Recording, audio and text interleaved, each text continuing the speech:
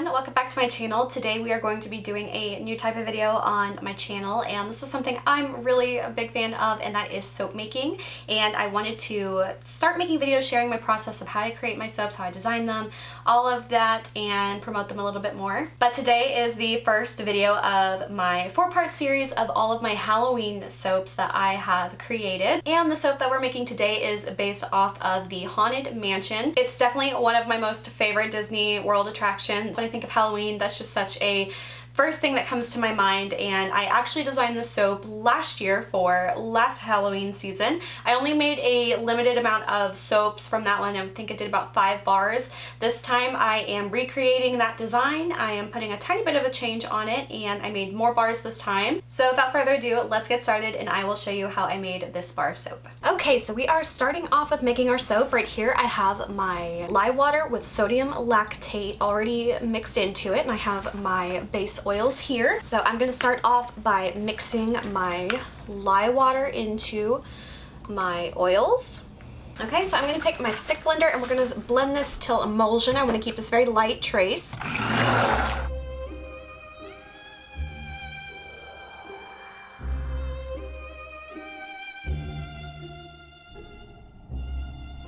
And now I'm going to split my batch into 3 separate containers. So I've got 2 little containers here that I'm going to just eyeball and split the batter into. It doesn't matter if it's not exactly split evenly, just as long as I kind of get it close. Alright, so I'm just going to pour a bit, kind of eyeball it till it looks roughly close. Okay, so I've got my 3 different oils here now, so I'm going to do some coloring in some of them. I'm going to start off with this larger one over here. I have some titanium dioxide mixed in water, so I'm going to disperse that and put it into here.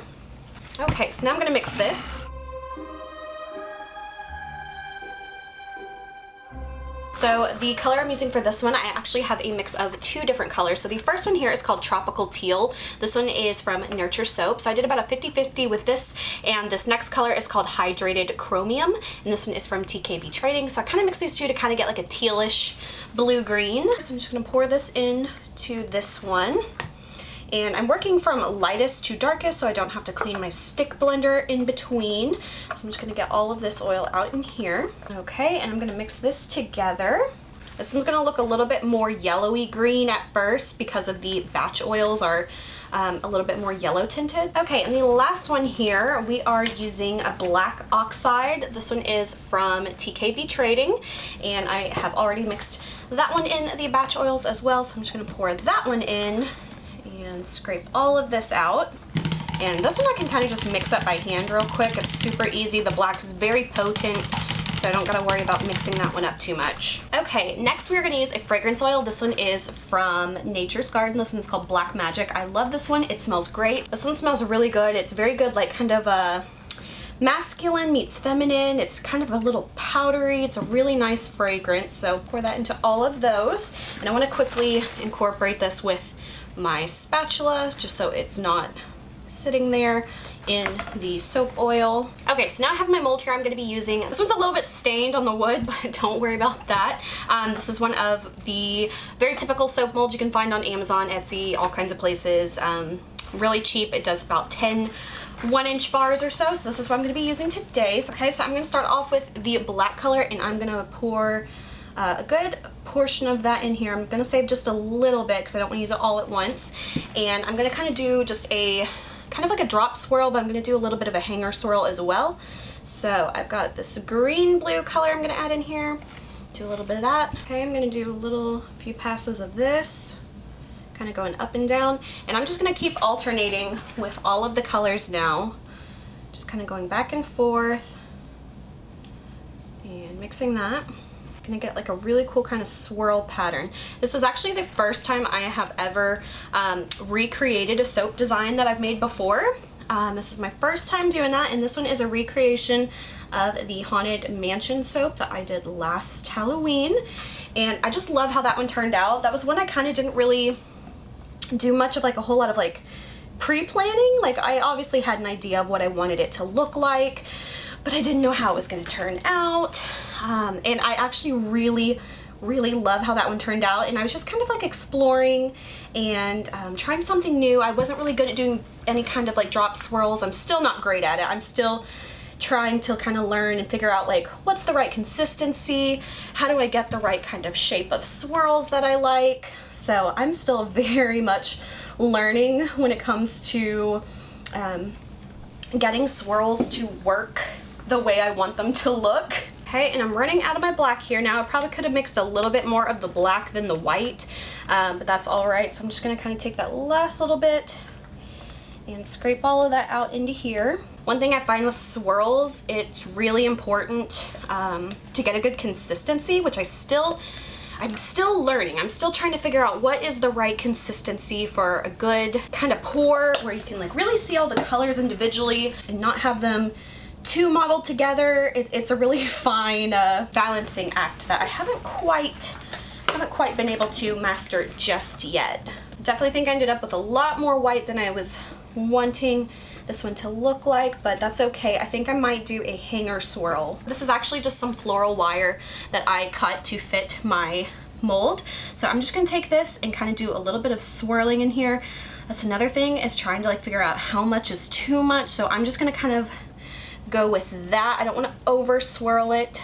Okay, so that's pretty much it for the bar of the soap. We are going to do some soap frosting on here. So I'm going to set this aside to let it firm up a bit, and we're going to start mixing the soap frosting. Okay, we are ready to do the piping. It has set up and I have filled it up into my piping bag.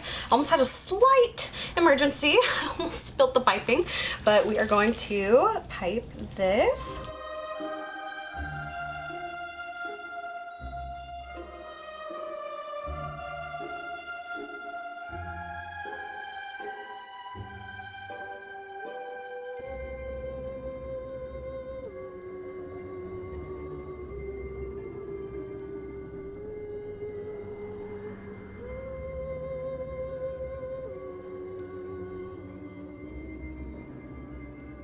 Like I said, this is the first soap that I have ever recreated. Usually I always like to do just a new design every time, but this one I had so much fun creating it last time, and I feel like it was such a good one. And I think, if memory serves me right, I think I only made 5 bars of this one, so I wanted to bring it back and do a full-on 10-bar batch of it, just because I feel like it went really fast last time and I didn't get to enjoy too much of it. I love black frosting. It's so cool. It's not something I get to do a whole often. I don't know, I end up doing a lot of more like white piping soap. Okay, I didn't do this last time, but I thought it would look great this time. So I mixed up a little oil drizzle here with that teal blue mixture color that I had earlier. And I want to do just a little bit of a drizzle across the top of the piping. I feel like that would look really cool and a little bit different than what I did last year, just to kind of add something a little bit new to it. It's actually showing up a lot better than I thought it was.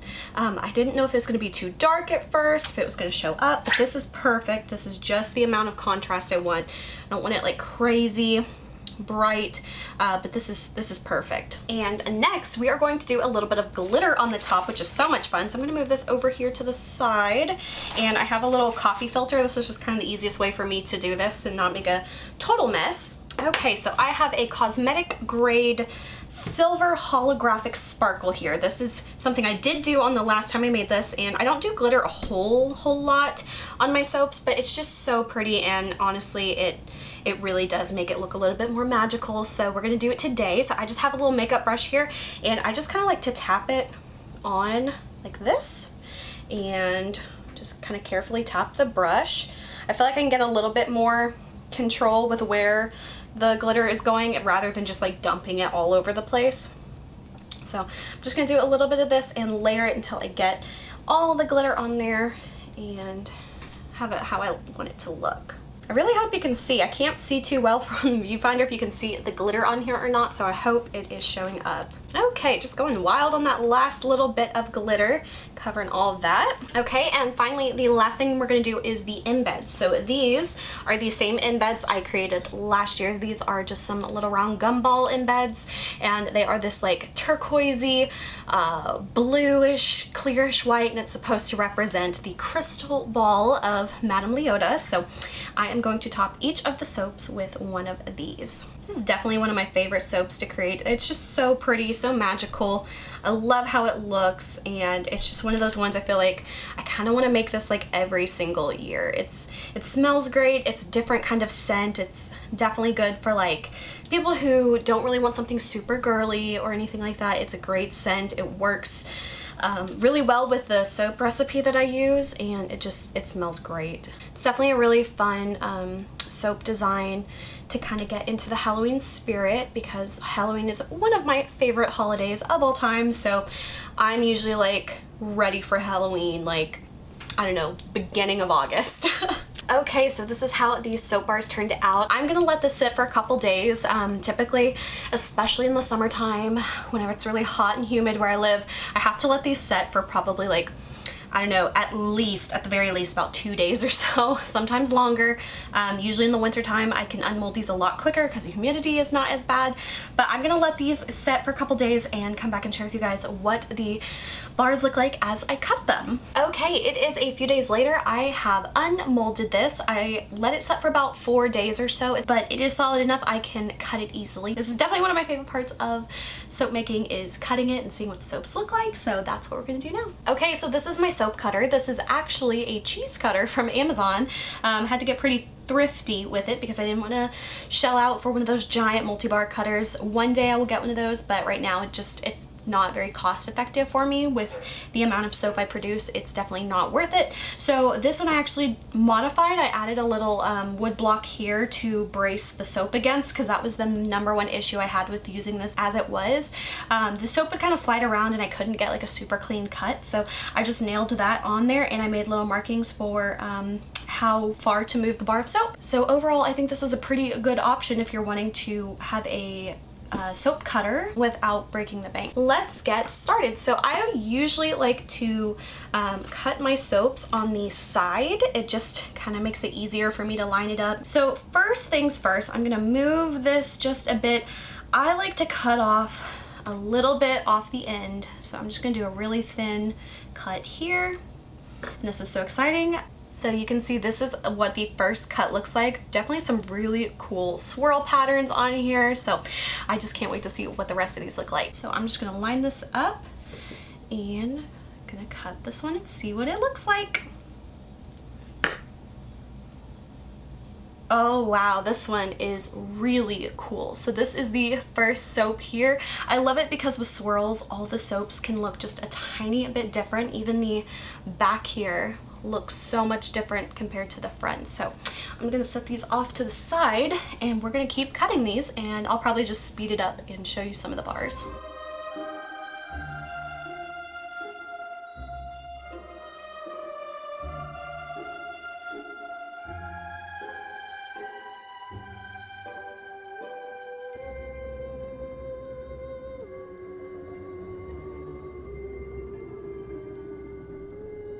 So overall, that is what the soap looks like. I am so thrilled with this. I love the swirls of it. It kind of gives me that super ghostly kind of vibe to it, which is totally what I was going for with it being inspired by the Haunted Mansion. I feel like the colors turned out great. Sometimes I'm not the best at recreating colors because I'm not gonna lie, I tend to eyeball the colors until they look right, and this is absolutely perfect, so I am very thrilled with these. Alright, so this is how the final bar of soap turned out. I really love this one. This is actually the first soap design I've ever recreated, so it was a lot of fun to do and kind of update it a little bit and make more of these. So these will be available on my Etsy shop for sale. This is when they will be available for the October release of my soaps, and I hope you guys enjoyed this video. If you did, please like and subscribe. You can follow me on Instagram, link is below, and until my next video, I will talk to you guys later. Bye.